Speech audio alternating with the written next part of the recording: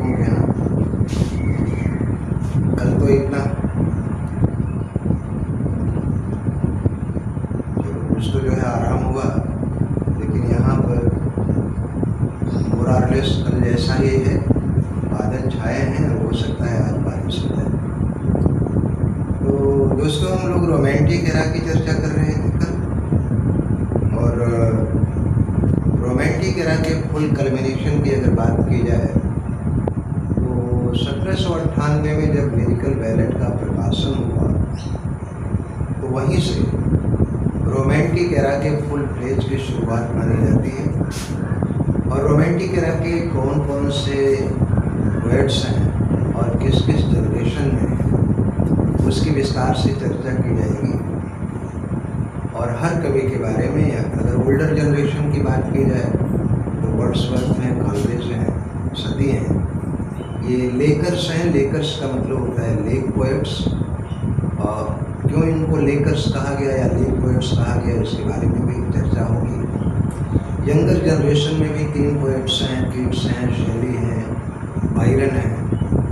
इनकी भी डिटेल में चर्चा होगी, क्योंकि टीडीटी पीडीटी में इनसे ज़्यादा प्रश्न पूछे जाते हैं। तो मैं ये चाहूँगा कि रोमांटिक एरा के बारे में, रोमांटिसिज्म के बारे में कुछ विद्वानों ने जो कमेंट्स किया था, उस कमेंट्स को मैं बोर्ड पर लिख दिया हूँ। आप उसको 5 मिनट में नोट कर लें। और इसी के साथ साथ मैं बोलता भी जाता हूँ और हिंदी वर्जन भी उसका पेश करता जाता हूँ। साथ में आज लिरिकल बैलेट के प्रकाशन के बारे में कितने एडिशन आए थे उसके बारे में जो है चर्चा होगी।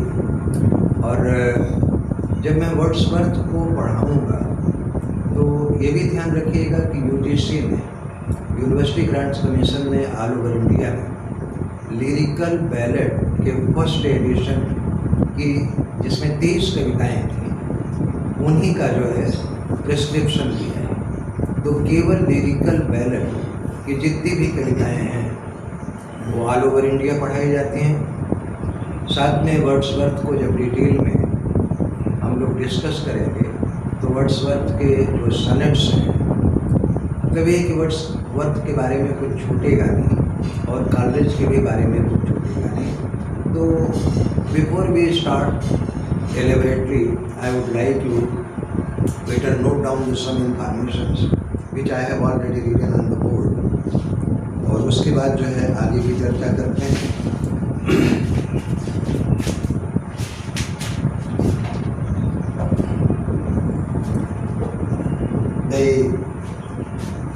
बच्चा कोई तंग कर रहा है तो मैं चाहूँगा कि माइक जो है म्यूट कर लें।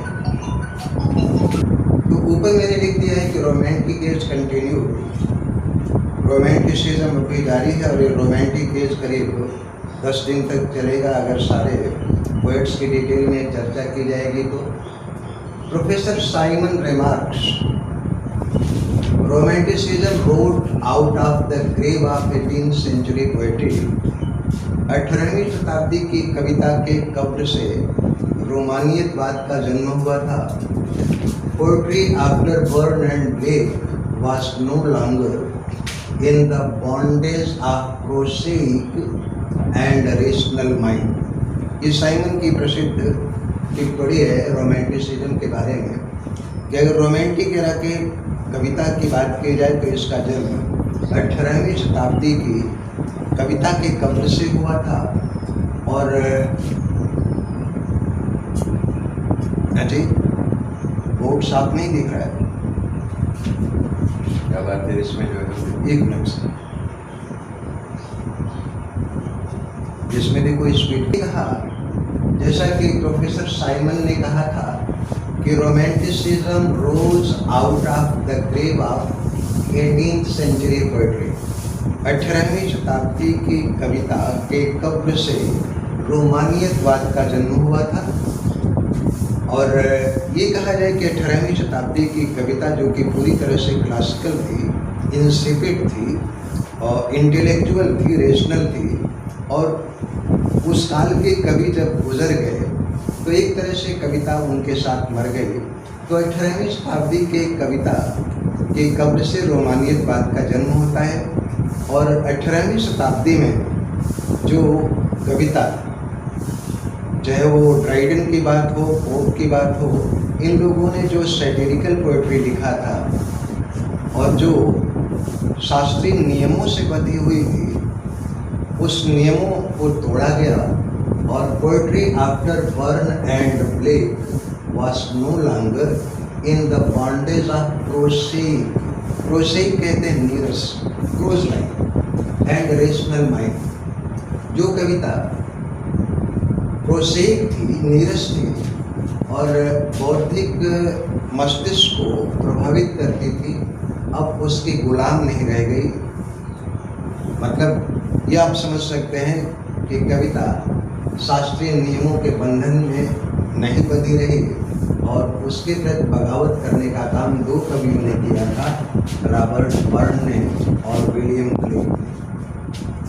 इसी संबंध में जेलान भी लिखते हैं, प्रोफेसर जेलान, romanticism was expression of individual genius. Individual यानी व्यक्तिगत। रोमानियतवाद वास्तव में ये व्यक्तिगत प्रतिभा की अभिव्यक्ति थी, rather then established objective rules. जो वस्तुपरक, ऑब्जेक्टिव कहते हैं वस्तुपरक को यानी समस्त परक को।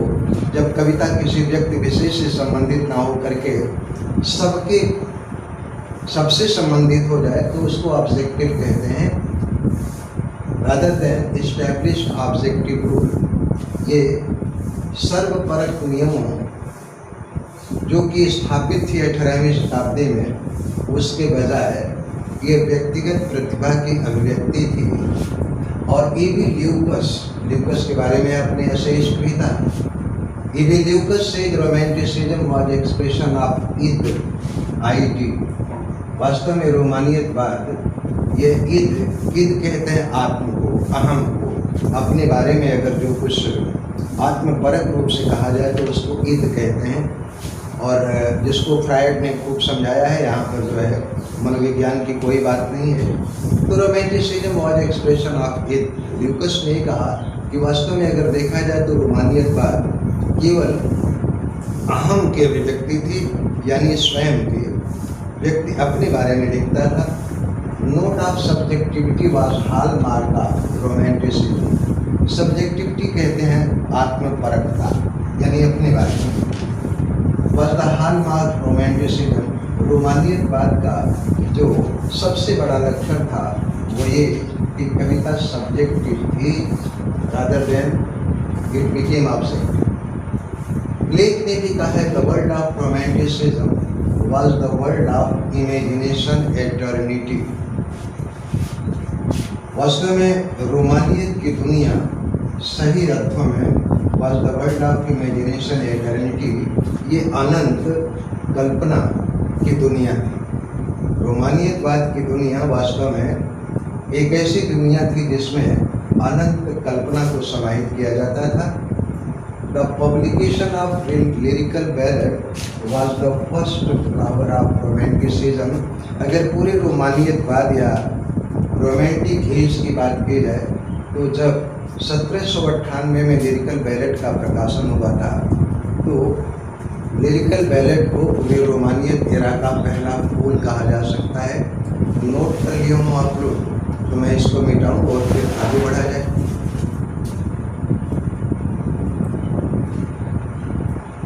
आप लोग जवाब देते जाएं। नोट हो गया है कि नहीं?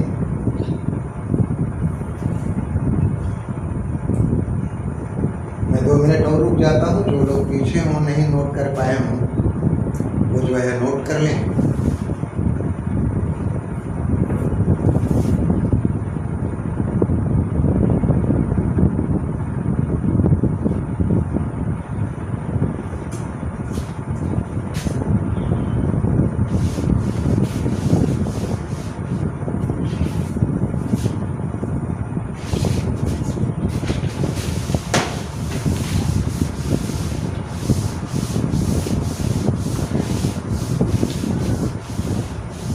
ये जो कमेंट्स हैं इसलिए देख देता हूँ क्योंकि ये सब अलग अलग एग्जामिनेशन में पूछे गए हैं। और हाँ, एक विशेष बात यह है न केवल आप लोग कंपटीशन की तैयारी कर रहे हैं बल्कि एकेडमिक तौर पर भी अगर कोई क्लास से जुड़ा है और पीटी का पेपर देना चाहता है तो उसके लिए यूनिवर्सिटी में कहीं पर भी क्लास या कॉलेज में क्लास करने की ज़रूरत नहीं रहेगी, इस बात का मैं दावा कर सकता हूँ। अब publications of lyrical ballot,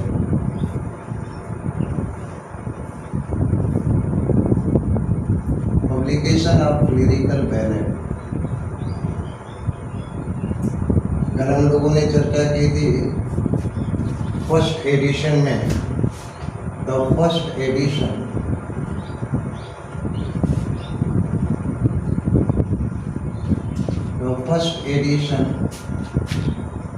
in 1798 it contained 23 poems, जिसके बारे में जब वर्ड्सवर्थ को पढ़ाऊंगा तो डिटेल में चर्चा करूंगा। 23 poems, 19 by Wordsworth and 4 by Coleridge, 4 by Coleridge। 23 कविताओं का संकलन 1798 में पब्लिश हुआ था, जिसमें 19 कविताओं को कंट्रीब्यूट किया था वर्ड्सवर्थ ने और 4 कविताओं को कॉलरिज ने। और साथ में एक चीज़ ये देखिएगा कि it was not supplied by any poet, दूसरा ये भी कह सकते हैं कि नो पोएट या दे डिड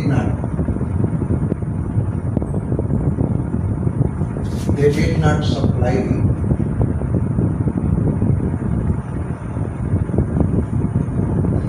देयर नेम्स। पहले एडिशन में ना तो वर्ड्सवर्थ ने अपना नाम दिया था और ना ही कॉलरिज ने, जो नहीं दिया था, जिसके बारे में कल चर्चा हुई थी। The second addition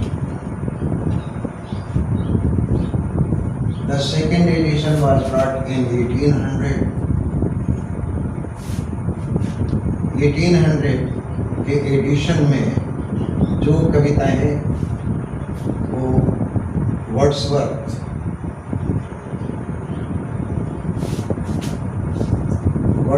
wrote all poems। 1800 के एडिशन में सारी कविताएं जो पब्लिश हुई थी वो केवल वर्ड्सवर्थ की थी और कॉलरिज ने इसमें एक भी कविता का योगदान नहीं दिया था। साथ में ये भी ध्यान रखिएगा, in the second edition, in this addition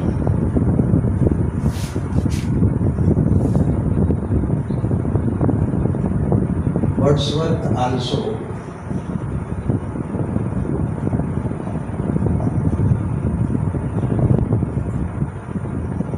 attached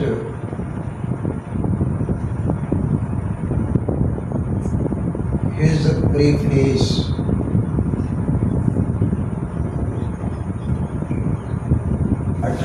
के एडिशन में वर्ड्सवर्थ ने प्रीफेस को अपेंडिक्स के रूप में जो है ऐड किया था। In it he gave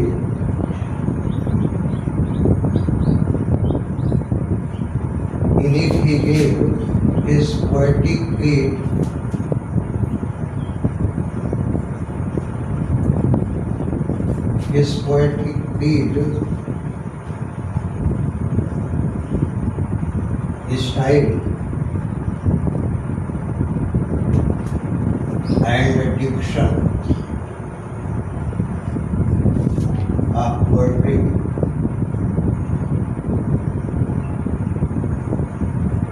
and definition of poetry as well।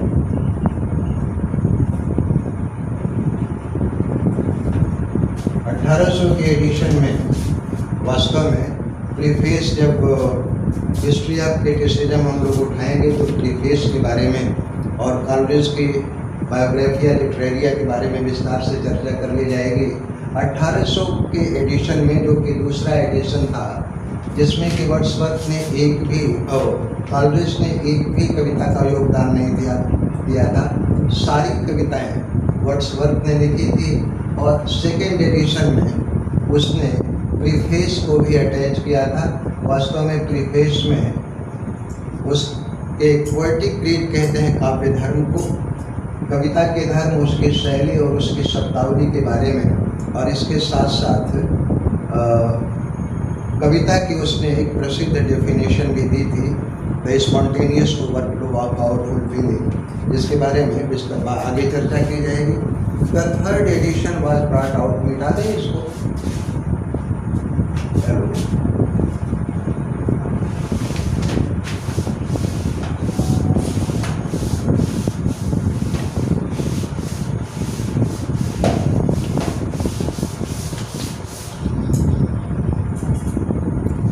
The third edition was brought out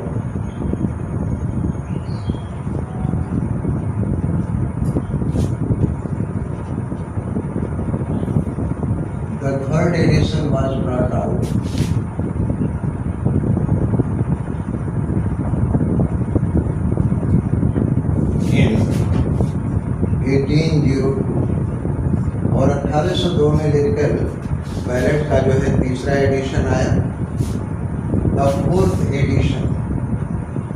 हाँ, ये ध्यान रखिएगा कि ज़्यादातर लोगों को केवल ये पता है कि थर्ड एडिशन ही लिरिकल बैलेट के आए थे, लेकिन ये ध्यान रखिएगा कि इसके 4 एडिशन पब्लिश हुए थे।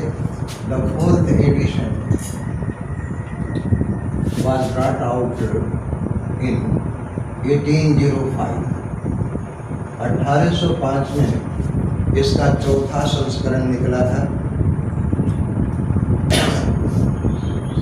ज़्यादातर लोगों को केवल 3 एडिशन के बारे में ही जानकारी है, लेकिन अगर कोई पूछे तो आप इसका ध्यान रखिएगा कि 4 एडिशन आए थे।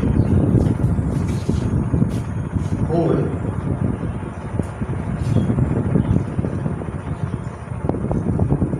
Romantic era,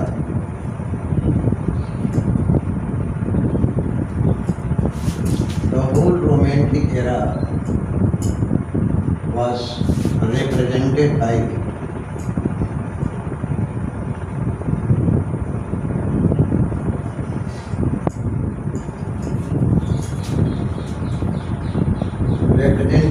the poets of 2 generation। वास्तव में 2 पीढ़ियों के कवियों के द्वारा संपूर्ण रोमांटिक एरा का प्रतिनिधित्व किया गया था। The poets of 2 generation, older and younger, older and younger. Older generation में कौन कौन लोग थे?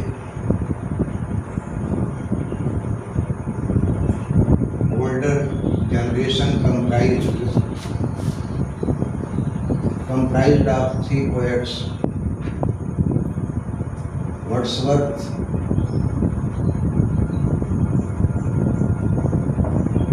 Coleridge and Southey।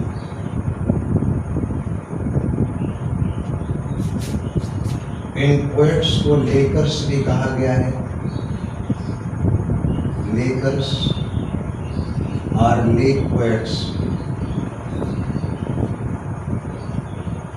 Lake poets इसलिए कि नॉर्दर्न लेक डिस्ट्रिक्ट में, बिकॉज ये जिक्र करने in northern lake district of London, lake district 122 lakes exist.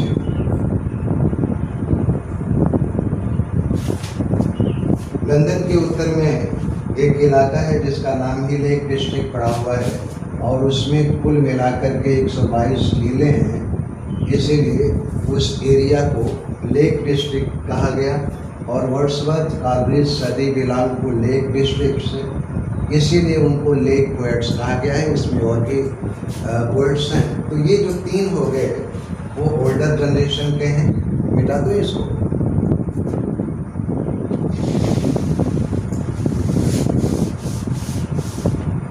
हाँ जी।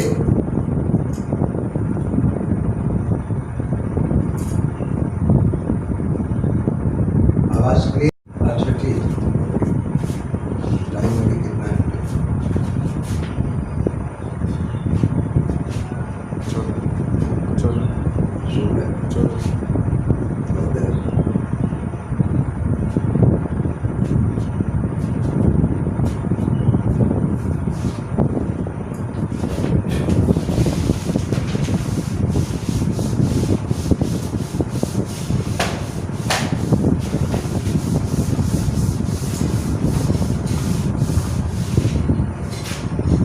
Next है the poets of younger generation.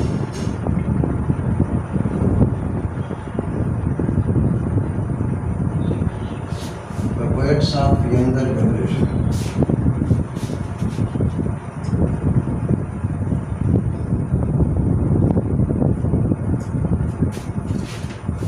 इसमें भी 3 पोएट्स हैं, शेली है, कीट्स है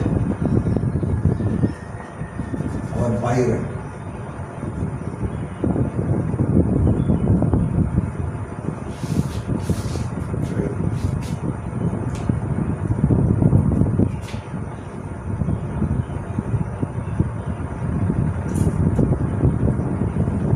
जिनके बारे में हम लोग विस्तार से चर्चा करेंगे।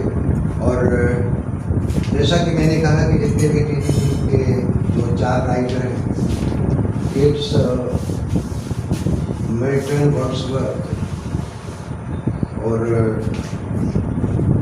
गाल्डवर्दी, लेकिन याद रखिएगा कि कुछ नई शिक्षा नीति में या आगे आने वाले एग्ज़ाम में हो सकता है कुछ और परिवर्तन हो, तो उस परिवर्तन की बात छोड़िए। यही कारण है कि मैं किसी भी वर्ड्स को छोड़ नहीं रहा हूँ। जितना भी परिवर्तन वो करना चाहें कर लें, लेकिन आप लोग निश्चित रहिएगा।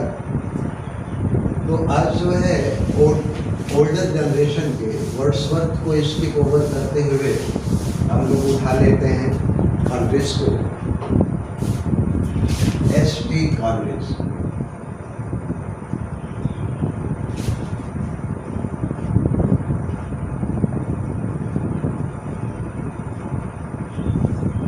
शैमुअल टेलर कॉलरिज पूरा नाम है, जिसको कॉलरिज के ही नाम से जानते हैं। कॉलरिज के बारे में बहुत से विद्वानों ने बड़ी अच्छी अच्छी बातें कही। पहली बार, he was epicure in sound. Epicure in sound. Epicure के बारे में भी जो है चर्चा की जाए, एपिक्योर इन साउंड। और दूसरी बात है कि a gloomy person who made the world king. A gloomy person,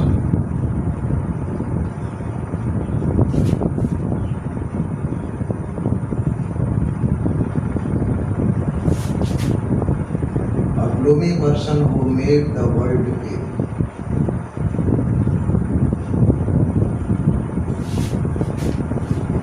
उदासियों में डूबा रहने वाला, दुखों को झेलता हुआ वो शख्स जिसने दुनिया को आनंद प्रदान किया। खुद तो जहर पिया, लेकिन जीवन और जगत को उसने अमृत दिया। एपिक्योर इन साउंड की बात की जाए, just pick up the whole poetry of romantic era, you will find sonority, musicality and perfect sound in no poet except in Coleridge. पूरे रोमांटिक एरा के अगर कवियों को, किसी भी कवि को उठा लें, तो जो संगीतात्मकता, हाँ, जहाँ तक गीता की बात है, सिंगिंग की बात है, उसके बारे में शैली का कोई सानी नहीं है।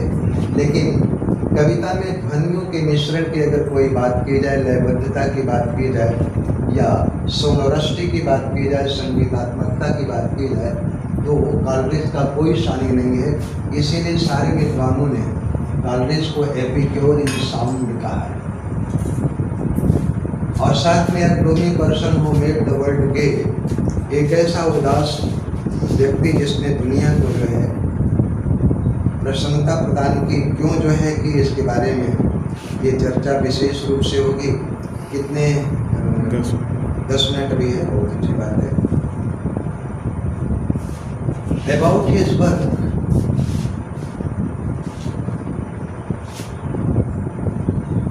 About his output of literary work.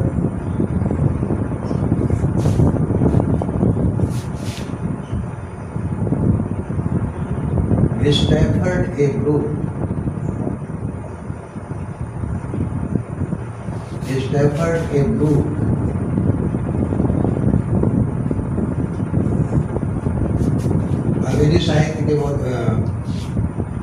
अंग्रेजी साहित्य के इतिहास के ऊपर अथॉरिटी हैं। Stafford A Brooke has rightly remarked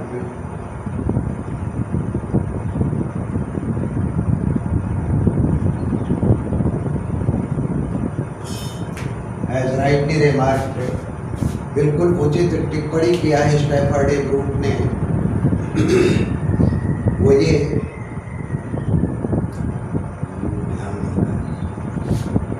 the whole output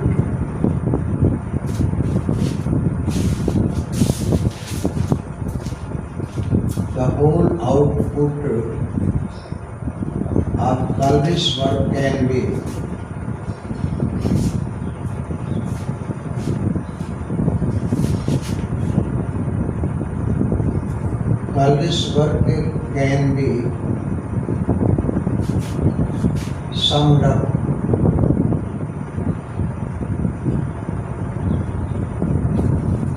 be summed up in 20 pages, but they must be of gold.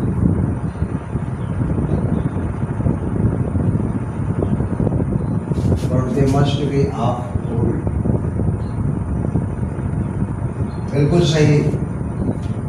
College को आप लोगों ने दोस्तों विस्तार से पढ़ा नहीं होगा और कॉलेज की एक भी पोएम आप पढ़ लें तो आपको पता चल जाएगा और सहमत हो जाएंगे आप स्टैफर्ड ए ब्रूक के रिमार्क से कि अगर संपूर्ण साहित्यिक वर्ग की चर्चा की जाए कॉलेज के तो उसकी पूरी रचनाओं को या जो कुछ भी उसने लिखा वो मात्र 20 पेज में समाप्त किया जा सकता है।